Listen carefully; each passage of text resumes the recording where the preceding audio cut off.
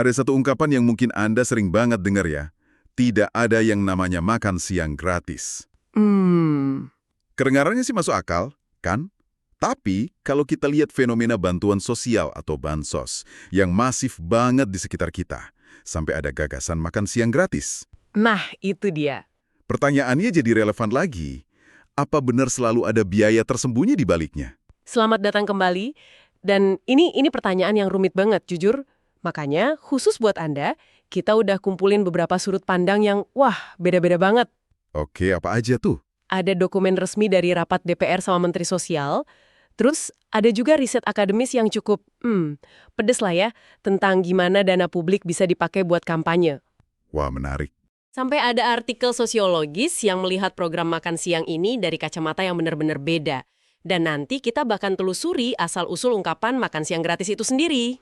Benar. Jadi, misi kita di sini mau coba bedah barang-barang ya.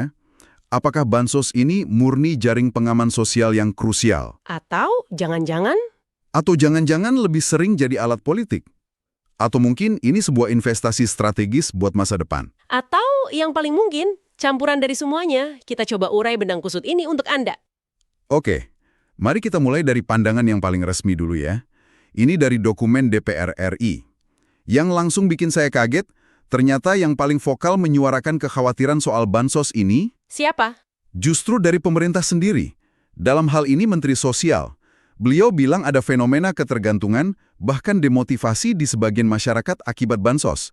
Ini kan gimana ya, ironis banget. Sangat ironis. Dan ini inti dari dilema kebijakan publik. Jadi menurut sumber itu, desain awal bansos itu tujuannya kan sebagai jaring pengaman sosial yang sifatnya sementara. Sementara ya, itu kata kuncinya. Betul. Ibaratnya gini, saat seseorang kepleset dan hampir jatuh ke jurang kemiskinan, bansos itu tangan yang nahan mereka.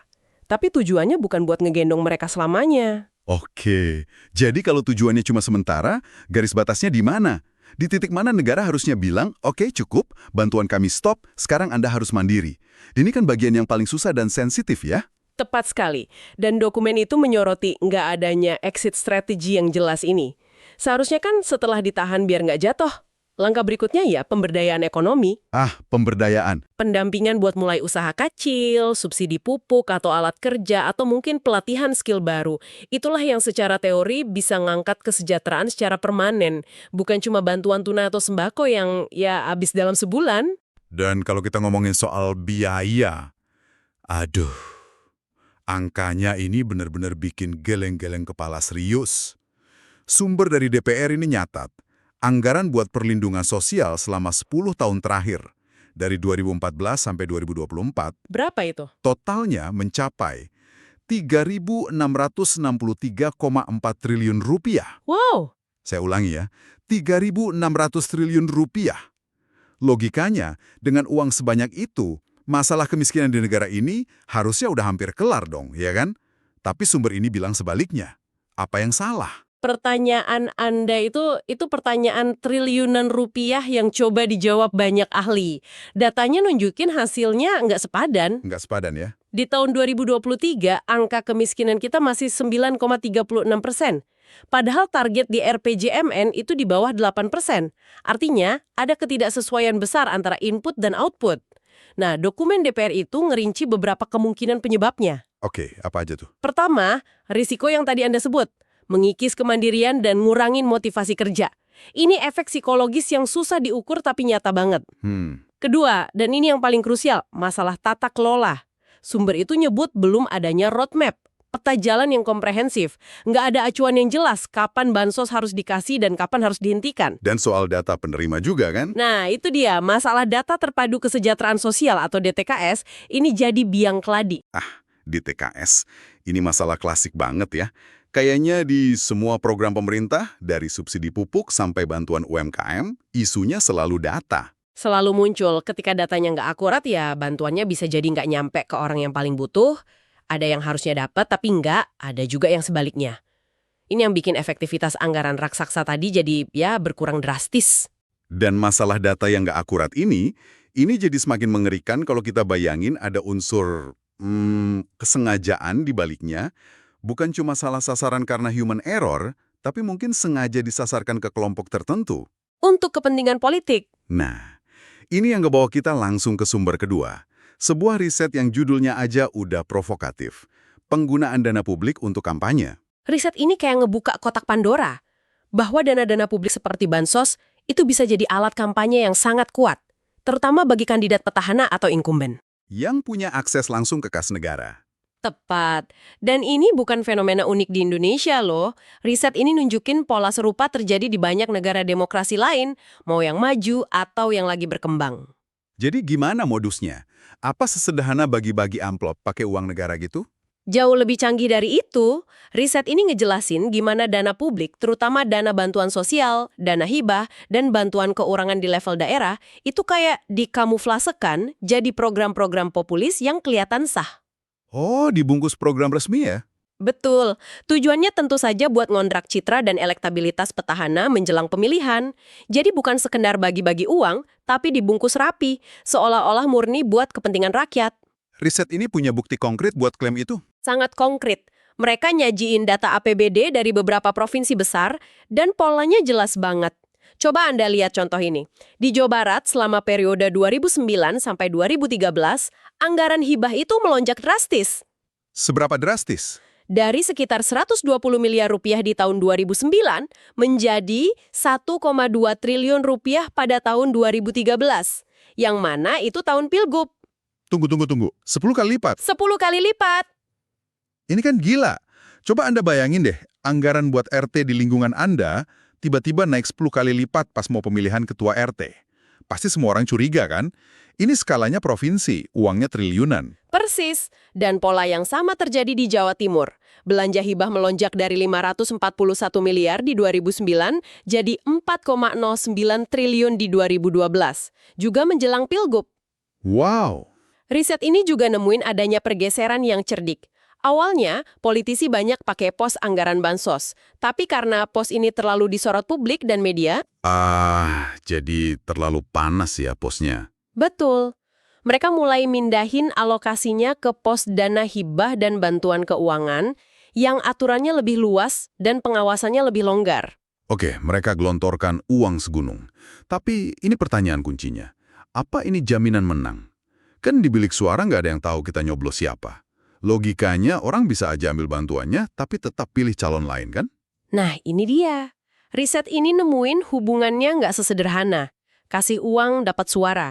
Efektivitasnya sangat bergantung pada 3 faktor yang saling terkait. Oke, apa aja itu? Pertama, aspek struktural. Sederhananya gini, seberapa bos besar sih politisi ini di wilayahnya? Apa dia memonopoli sumber daya politik dan ekonomi? Kalau dia yang ngontrol pekerjaan, izin usaha, sampai aliran bantuan, daya tekan dia ke pemilih jadi kuat banget. Oke, jadi ini bukan cuma soal uang, tapi soal kekuasaan secara keseluruhan. Lalu yang kedua? Kedua, aspek relasi. Gimana hubungan antara si politisi, pemilih, sama para operator atau broker di lapangan?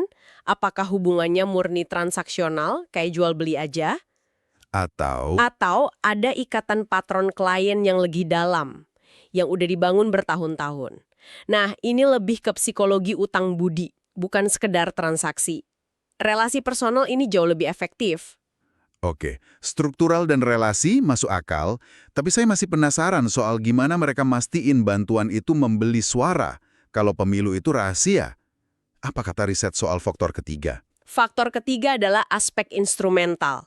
Ini soal jenis bantuannya. Apa bentuknya barang publik kayak perbaikan jalan yang dinikmati semua orang, atau barang privat yang eksklusif kayak bantuan tunai yang cuma dikasih ke kelompok tertentu.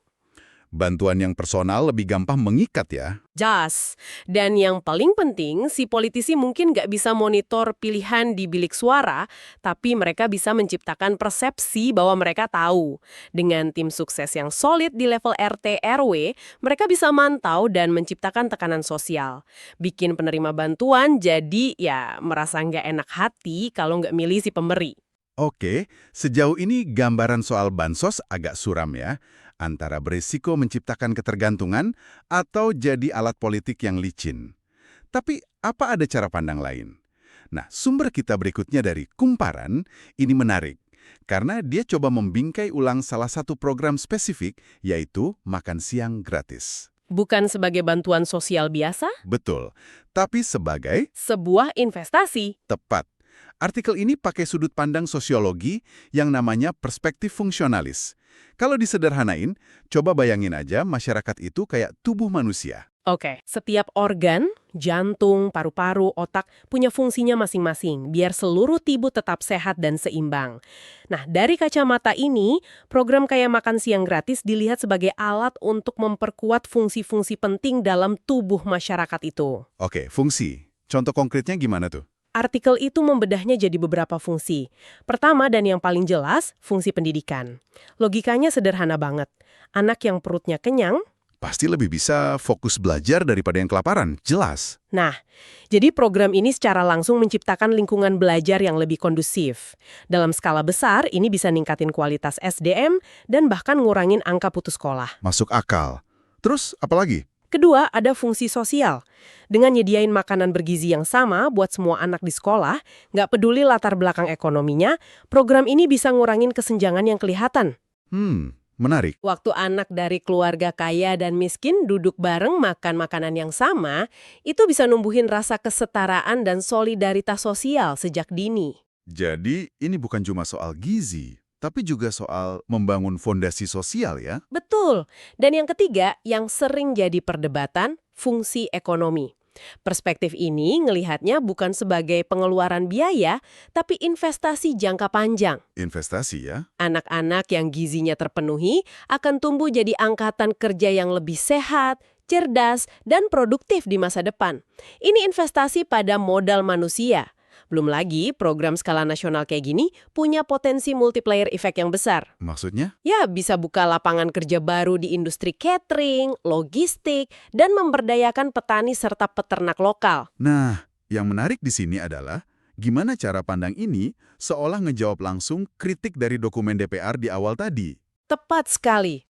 Kalau tadi kita khawatir soal ketergantungan, argumen di sini justru sebaliknya.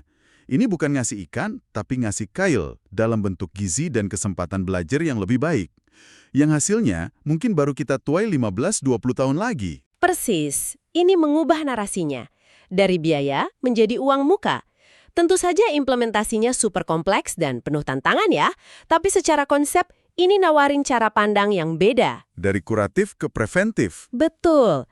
Jika bansos konvensional fokus ke masalah hari ini, pendekatan investasi ini fokus pada pencegahan masalah di masa depan. Ini pergeseran paradigma. Oke, jadi kita udah lihat 3 wajah bansos, sebagai potensi jebakan ketergantungan, sebagai alat politik yang licin, dan sebagai investasi masa depan yang strategis. Pusing juga ya. Memang. Sekarang, ayo kita coba tarik benang merahnya dan balik lagi ke ungkapan di awal tadi. Bener nggak sih, nggak ada yang namanya makan siang gratis? Nah, buat ngejawab itu, kita perlu lihat asal-usul ungkapannya, yang dijelasin di sumber kita dari Wikipedia. Ungkapan "there's no such thing as a free lunch" ini ternyata populer di Amerika abad ke-19. Udah lama banget ya. Iya, asalnya dari praktik bar atau salon. Mereka biasa pasang papan iklan yang nawarin makan siang gratis. Wah, siapa yang nggak mau kan? Tapi pasti ada udang di balik batu nih. Tentu saja. Makan siang gratis itu biasanya isinya makanan yang asin banget, kayak ham, biskuit asin, atau keju. Tujuannya jelas. Supaya orang jadi haus dan akhirnya beli minum lebih banyak. Buat nutupin biaya makanan gratis tadi. Jadi, Anda emang nggak bayar buat makanannya, tapi Anda bayar lewat harga minuman yang lebih mahal. Wah, jadi aslinya itu trik marketing bar ya? Licik juga. Licik, tapi brilian dalam ngejelasin sebuah konsep inti di ilmu ekonomi, opportunity cost atau biaya peluang. Biaya peluang. Gagasannya sederhana. Setiap pilihan yang kita ambil, setiap sumber daya yang kita pakai, pasti ada biayanya. Biaya itu adalah kesempatan atau alternatif lain yang kita korbankan. Oke. Uang triliunan rupiah buat bansos bisa aja kan dialokasikan buat bangun ribuan sekolah, perbaiki jembatan, danain riset teknologi. Nah, itulah biaya peluangnya. Meskipun penerima bantuan nggak ngeluarin uang sepeser pun, masyarakat secara keseluruhan harus nanggung biayanya. Biasanya lewat pajak atau utang negara ya? Benar. Jadi kalau kita pakai kacamata opportunity cost ini, ketiga sumber yang kita bahas tadi, biaya tersembunyinya jadi kelihatan jelas banget ya. Jelas sekali. Dari perspektif sumber DPR, Biaya sosialnya ya itu. Resiko lahirnya generasi yang bergantung pada bantuan dan matinya motivasi kerja. Betul, dari riset kampanye politik, biaya demokrasinya adalah kompetisi politik yang jadi nggak adil dan potensi penyalahgunaan kekuasaan. Dan bahkan dari perspektif makan siang gratis sebagai investasi pun, tetap ada biaya peluangnya. Biaya di awal ini mungkin bisa kita sebut uang muka buat keuntungan di masa depan. Tapi tetap aja, itu biaya real yang diambil saat ini, mengorbankan alternatif lain. Tepat.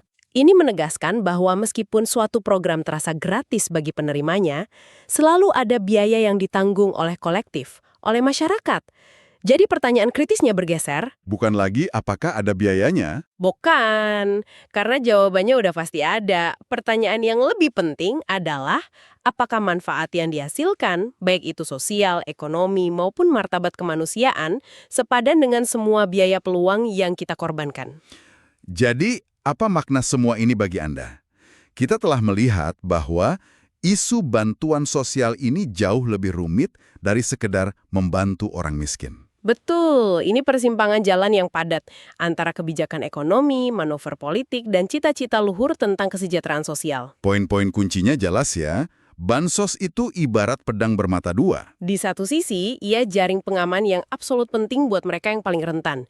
Tapi di sisi lain, penuh resiko ketergantungan dan sangat rawan dipolitisasi. Sementara program yang dibingkai sebagai investasi, seperti makan siang gratis, itu menawarkan visi jangka panjang yang menarik. Tapi kita nggak boleh lupa, setiap rupiah yang dialokasikan ke sana punya biaya peluang yang harus diperdebatkan secara terbuka dan matang. Berdasarkan semua sumber yang kita bedah, tampaknya efektivitas dan dampak akhir sebuah program bantuan itu sangat bergantung pada dua hal. Desain programnya yang harus ketat dan tahan banting, Sama? tujuan sejati di baliknya. Apakah tujuannya murni untuk kesejahteraan atau ada agenda lain yang numpang? Tepat. Jadi ini satu hal untuk Anda pikirkan. Kalau Anda diberi kekuasaan dan sumber daya buat merancang sebuah program bantuan sosial, lupakan dulu soal anggaran yang terbatas. Satu aturan apa yang tidak bisa ditawar? Satu prinsip fundamental apa yang akan Anda terapkan untuk memastikan program itu memaksimalkan manfaat sosialnya sekaligus meminimalkan risiko manipulasi politik dan ketergantungan? Renungkanlah. Sampai jumpa di pembahasan berikutnya.